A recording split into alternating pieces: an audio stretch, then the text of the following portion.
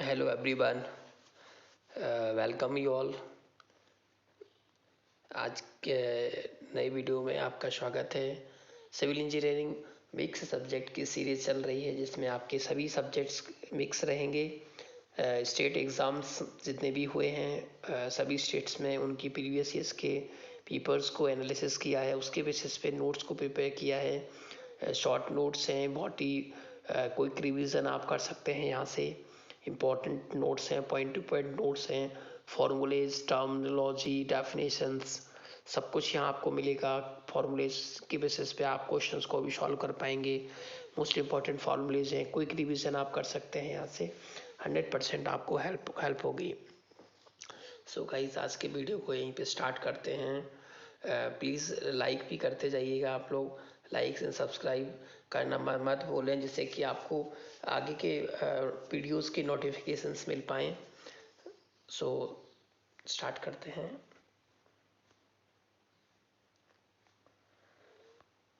आज हम लोग पढ़ने जा रहे हैं।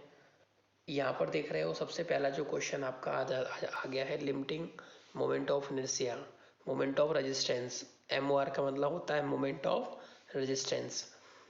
यहाँ पर आप देखेंगे कि RCC के क्वेश्चंस यहाँ पर आ गए हैं। तो यहाँ पर जो लिमिटेड की वैल्यू बात हो रही, लिमिटिंग वैल्यू पूछ लेते हैं। तो लिमिटिंग वैल्यू आपका कोड भी दे रखा होता है कि जो स्टील का जो एक ग्रेड होता है, एक्चुअली स्टील का जो ग्रेड होता है 4 ग्रेड होते हैं। FE 250 होता है, FE 415 होता है, FE 500 होता है। तो FE 415 के लिए आपका जो फॉर्मूला रहता है लिमिटिंग मोमेंट ऑफ रेजिस्टेंस के लिए रहता है 0.138 FFC के BD²। ओके, यहाँ पर जो और FE 250 की बात करता मैं, तो आपका यहाँ पर आ जाता 0.148 FFC के BD² आ जाता। ओके, और यहाँ पर मैं बात करूँ यदि FE 500 के लिए बात करता, तो आपका 0.133 आ जाता है यहाँ पर। 0.133 FFC के BD² आ जाता। तो इस तरह से आपका ये फॉर्मूलेज हैं। ओके, तो याद रखिएगा, बहुत इंपॉर्टेंट फार्मूले हैं। नेक्स्ट हम लोग बात करते हैं, इफ़ MU लिमिटेड, यानी कि मोमेंट ऑफ रेजिस्टेंस जो रहता है, अल्टीमेट मोमेंट यदि लेस देन डिजाइन से कम होता है, तो आप कह सकते हो कि ये जो सेक्शन है वो कैसा है, डबली रेनफोर्स सेक्शन कहलाएगा। डबली रेनफोर्स सेक्शन कहलाएगा। ये आपको ऑब्जेक्टिव में भी पूछ सकता है, वो पूछ सकता है कि यदि इस कंडीशन आपको दे रखी है तो कौन सा सेक्शन होगा, तो क्या होगा, आप डबली रेनफोर्स सेक्शन होगा। ये बहुत ज़्यादा इंपॉर्टेंट रहता है। Tension equals to compression. Actually जो हमारा जो बीम होता है, जैसे आपका जो क्रॉस सेक्शन है, एक मिनट बताता हूँ आपको, ड्रॉ करके दिखाता हूँ। जैसे ये बीम है, ये बीम है, ओके, ये रहता है। तो यहाँ पर आप देख रहे हो ये कंप्रेशन जोन रहता है, ये रेनफोर्समेंट प्रोवाइड किए गए हैं। ये कंप्रेशन जोन है आपका, टेंशन जोन होता है, कंप्रेशन जोन होता है। तो आप यहाँ पर देखोगे गाइस कि इसका जो एक कंपेयर करते हैं कंप्रेशन और टेंशन में, कंप्रेशन जोन और टेंशन कंप्रेशन जोन कंपेयर करते हैं, तो हमारा यहाँ पर कुछ फॉर्मूला निकल के आता है एक्चुअली। ठीक है ना, ये आपका बी रहता है, ये डी रहता है, डेप्थ रहती है, ये आपका बी रहता है। वो इसका जो स्ट्रेस का डायग्राम बनता है, आगे इसका देखोगे, इसके बेसिस पे ये किस तरह से स्ट्रेस का डायग्राम बनता है, अलग अलग स्ट्रेस और स्ट्रेन का डायग्राम बनता है। तो वहाँ से हमारा ये फॉर्मूला निकल के आता है, टेंशन इक्वल्स टू कंप्रेशन। तो 0.36 BFC के इक्वल्स टू 0.87 FY/AST। तो ये निकल के आता है, याद रखिएगा। ये यहाँ से आपको कुछ भी पूछ सकता है। XU आपका न्यूट्रल एक्सिस पूछ सकता है, एरिया ऑफ स्टील भी पूछ सकता है। तो इसके बेसिस पे इसको हेल्प में ले सकते हैं, इस फॉर्मूले को। यहाँ से आप एरिया ऑफ स्टील निकाल सकते हैं। यहाँ पर आप आगे देखेंगे, होयर methods of freeze-stressing. Freeze-stressing is the most common and most widely used method pre-tensioning, and it also known as long line method. चलिए, कुछ क्वेश्चन ऐसे ऐसे हैं जो बहुत ही रेयर आते हैं, मतलब लेकिन आए हुए हैं क्वेश्चन ये। तो ये इस टाइप के क्वेश्चंस भी याद रखें आप लोग, क्योंकि क्वेश्चंस कुछ भी आ सकता है, ये डिफाइन नहीं होता है। सिलेबस आपका रहता है उसके हिसाब से ही आता है, बट थोड़ा सा चेंज कर देते हैं कभी कभी। तो इस टाइप के क्वेश्चंस भी आपको अटपटे से लगेंगे, कुछ अलग ही रहता है, जैसे आउट ऑफ सिलेबस हो या फिर वो हो। कई बार हम लोग ने पढ़ा नहीं होता है, सिलेबस में दिया रहता है वो पढ़ा नहीं होता है। तो आपका जो प्री टेस्ट कॉन्क्रीट रहता है, पीएचसी जो रहता है, उसके वहाँ से क्वेश्चन आपका आया हुआ है। पावर इक्वल्स टू क्या रहता है, torque multiplied by angular velocity. Actually guys घबराए नहीं, जो आपको अच्छा लगता है, इजी लग रहा है, उसको याद करते जाएं। जो टफ लग रहा है उसको बार बार पढ़ें, वो भी आपको आसान हो जाएगा। तो इसीलिए धीमे धीमे आप अभ्यास करते जाएंगे, प्रैक्टिस करते जाएंगे, क्योंकि कोई भी एग्ज़ाम है उसके लिए आपको पेशेंस बहुत ज़रूरी है। पेशेंस जब तक नहीं होगा आपके अंदर, कंटिन्यूटी नहीं होगी एग्ज़ाम के लिए, आप कंटिन्यूस पढ़ाई नहीं करेंगे, रूटीन में नहीं पढ़ेंगे, तो एग्ज़ाम नहीं निकलने वाला है। एग्ज़ाम क्रैक करने के लिए गाइस आपको कंटिन्यूटी बनानी पड़ेगी, टाइमली आपको पढ़ना पड़ेगा, बार बार पढ़ना पड़ेगा, और आपको जो है प्रैक्टिस करनी पड़ेगी, टेस्ट सीरीज लगानी पड़ेगी। मैं बताऊंगा आपको क्या कौन सी टेस्ट सीरीज आप लगाएं, कहाँ से लगाएं, कैसे करें, सब कुछ यहाँ पे मैं बताऊंगा, सब कुछ डिटेल में बताऊंगा। आप एग्ज़ाम 100% आप क्रैक कर पाएंगे एग्ज़ाम को।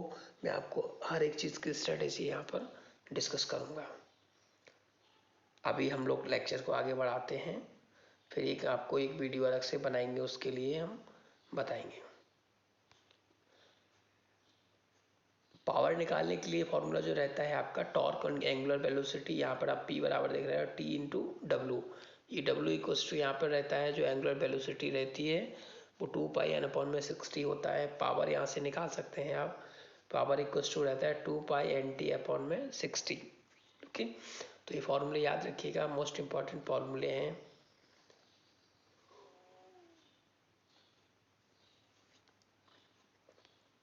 टाइम फैक्टर, यहाँ पर टाइम की रिलेशन आप देखते हो सॉइल में, जब हम लोग पढ़ते हैं सॉइल मैकेनिक्स में, तो यहाँ पर टाइम फैक्टर्स की वैल्यू पूछते हैं। यहाँ पर देख रहे हो ये जो रहता है, ये for time T1 T2 T1 D1 D2, ये कंडीशंस दे रखी होती है, वैल्यूज दे रखी होती हैं।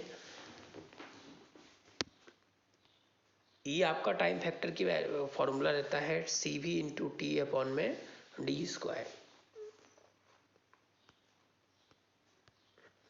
यहाँ पर बात करेंगे bentonite clay on is an example of montmorillonite. ठीक है, याद रखिएगा बेंटोनाइट जो क्ले है वो किसका एग्जाम्पल है, माउंट मॉरिलो नाइट का। एक्चुअली क्या है ये ये सॉइल के जो है ये केमिकल जो रहते हैं आपके, मिनरल्स रहते हैं, 3 टाइप के रहते हैं इसमें। मिनरल्स जो है 3 टाइप के होते हैं इसमें, माउंट मॉरिलोनाइट, इलाइट, बेंटोनाइट। यहाँ पर आपको देखिए आगे अगला जो क्वेश्चन आ गया है वो आ गया है आपका B बराबर में H/√G-K। ये आपका इरिगेशन का क्वेश्चन है, इरिगेशन का क्वेश्चन है, याद रखिएगा। ये बेस यहाँ पर विड्थ निकालनी होती है आपको, H आपकी हाइट है, G-K रूट के अंदर रहता है। ये डायरेक्ट फार्मूला भी पूछा गया है, डायरेक्ट फार्मूला भी आपको पूछा गया है ये वाला, उसके बेसिस इस फार्मूले को याद रखिएगा कि B बराबर H/√G-K रहता है।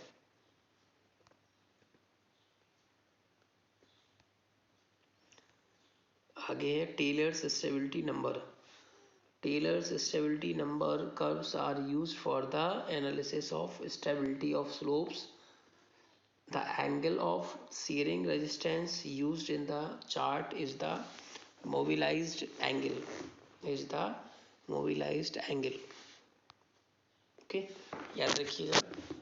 टेलर स्टेबिलिटी नंबर कर्व जो रहता है use for the analysis of stability of slopes, angle of shearing resistance used in the chart is the mobilized angle.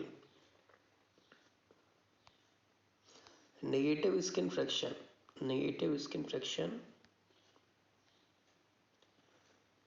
ये बहुत इंपॉर्टेंट है। नेगेटिव स्किन फ्रिक्शन क्या होता है guys? It occurs when a portion of soil layer surrounding a pile settles more than the pile. इसका मतलब क्या हुआ गाइज कि आपने देखा था, इसका मीन्स क्या हुआ, जैसे आपने देखा हुआ ये आपकी फाउंडेशन है, ये फाउंडेशन है, ध्यान से देखिएगा। नेगेटिव स्किन फ्रिक्शन क्या होता है मैं आपको समझाने की कोशिश करूंगा। ये आपकी फाउंडेशन है, यहाँ पे आपने पाइल को क्या किया है, ड्राइव किया है। एक सेकेंड,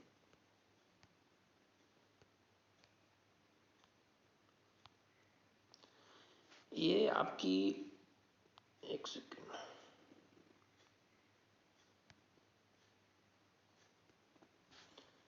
ये देखिए, ये आपका मान लीजिए ये अंडरग्राउंड है, ये आपने ये फाइल है आपकी, ये क्या है, पाइल है, ये पाइल है।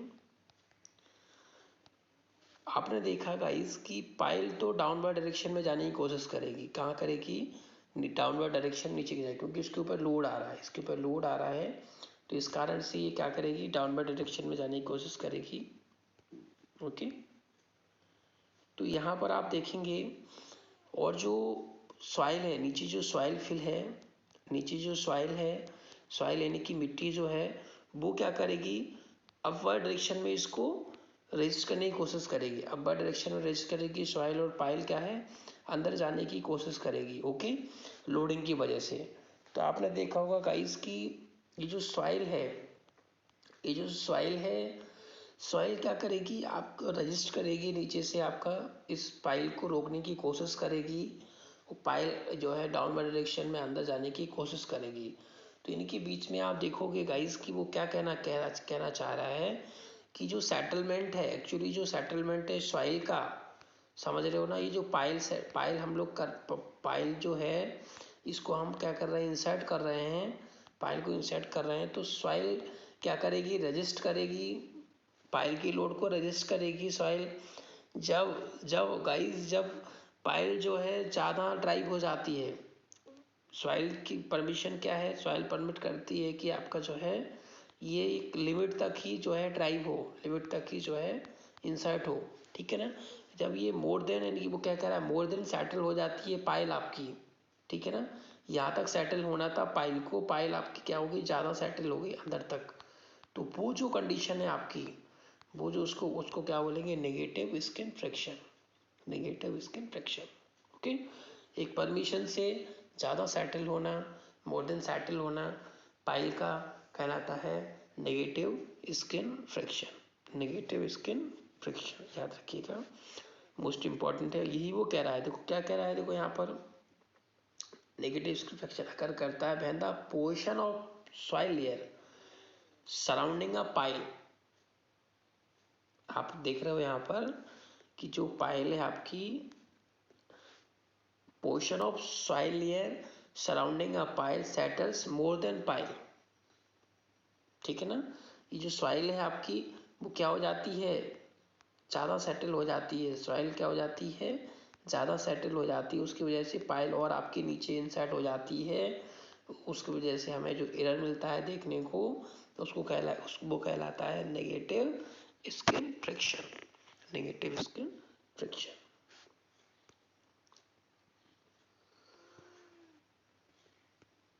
कुछ फॉर्मूलेज हैं आपके लिए, ये आपके एक्टिव एक्टिव ये रेस्ट प्रेशर के लिए रहता है, अर्थ प्रेशर एट रेस्ट, ये आपका रहता है active earth pressure, passive earth pressure.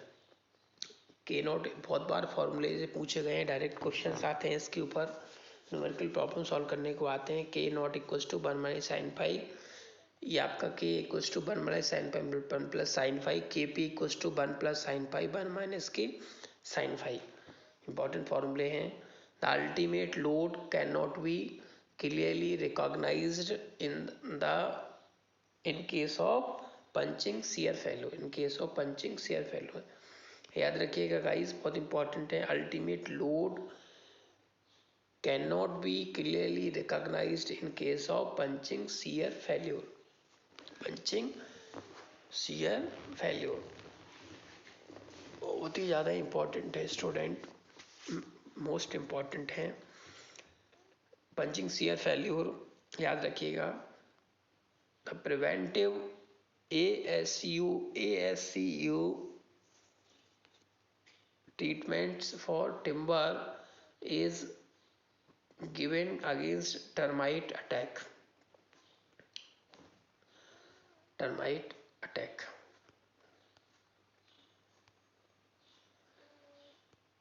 Gypsum is added at the time of grinding of cement clinker for the purpose of delay the setting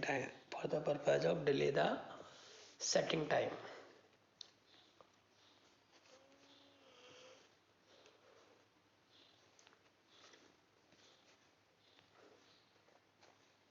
okay, gypsum का काम क्या है, आपका जो है सेटिंग टाइम को डिले करता है, यानी कि सेटिंग टाइम को इंक्रीज कर देता है। सीमेंट का, बिल्डिंग मटेरियल का क्वेश्चन आ गया यहाँ पर, यानी कि सीमेंट से क्वेश्चन है। The major cementing compound present in OPC in C3A। Okay, जो मेजर सीमेंटिंग होता है कंपाउंड प्रेजेंट रहता है OPC में, वो C3S रहता है। यदि यहाँ पर देखेंगे गाइस तो इसकी कुछ परसेंटेज तो है, जो C3S की कितनी रहती है 40%, फिर सब C2S रहता है। ये एक्चुअली बॉक्स कंपाउंड कहलाते हैं। Di calcium silicate, tri calcium silicate, tri calcium aluminate, tetra calcium एल्यूमिनोफेराइट।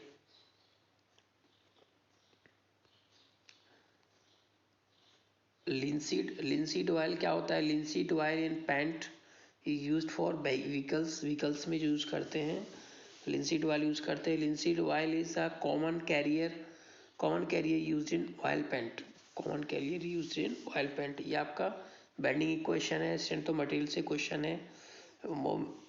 M/I = F/I बराबर में E/R। तो मोमेंट की इक्वेशन बेंडिंग इक्वेशन कहलाती है एक्चुअली। M मोमेंट है, I moment of inertia, F आपका स्ट्रेस है, बाई आपका जो है वर्टिकल डेप्थ रहती है, ये आपका E है मॉडुलस ऑफ इलास्टिसिटी, R आपका रहता है रेडियस ऑफ कर्वेचर। नेक्स्ट है आपका process of finishing the joints with mortar of rich in brick and stone masonry is called pointing. क्या बोलते हैं? पॉइंटिंग।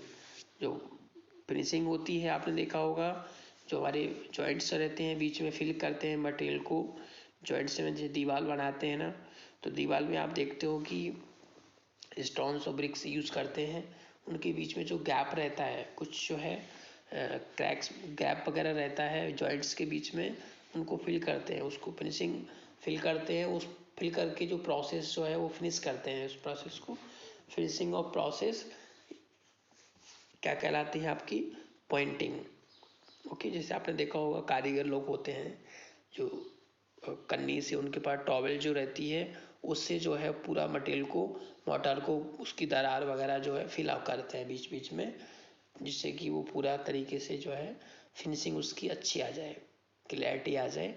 तो वो जो प्रोसेस है उसको क्या बोलते हैं? Pointing. That is called pointing. तो गाइज आई होप कि आपको कुछ समझ आया होगा, अच्छा लगा होगा वीडियो। मैं यही आशा करता हूँ कि आपको 100% ये चीज़ क्लियर हो।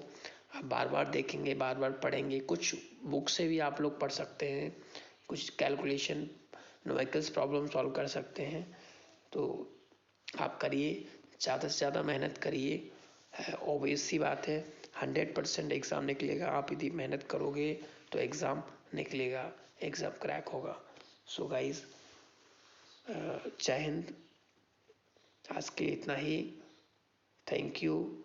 जय हिंद दोस्तों।